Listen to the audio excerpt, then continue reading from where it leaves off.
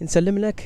l-telespettaturi kollha ta' Net Television wara li sija ilu konna f'Ħażebbuġ ninsabu f'lokalità oħra f'Marsa Xlokk fejn għal darb'oħra naraw li kien hemm iktar nies li ġabru d-dokument tal-vot tagħhom. Fil-fatt Marsa Xlokk għandu popolazzjoni eleġibbli li tivvota ta' 3000 ruħ u minn din il-popolazzjoni 94 ġabru d-dokument tal-vot tagħhom b'differenza ta' 3% fuq il-91 ta' 3 snin ilu fl-aħħar elezzjoni tal-Kunsill Lokali hawnhekk. Marsa Xlokk għandu kunsill li jkonsisti f'5 kunsilliera u li għal dawn il-postijiet qed jikkandidaw ruhom diversi kandidati fosthom mill-Partit Nazzjonalista 3 kandidati li huma Janice Ketkuti, Angelo Mikallef u William Pomroy, filwaqt li għall-Partit Laburista 6 kandidati li huma Carmelo Buġejja, Stephen Caruana, Angelo Desira, Horace Gauci, Stephen Grech u Daniel Zerafa. Għandna kemm ġejjin ukoll mill-iskola primarja fejn qed isir il-ġbir tal-voti, il-proċess tal-votazzjoni mir-residenti ta' Marsa Xlokk u hemmhekk nistgħu ngħidu li l-andament huwa pjuttost mexxej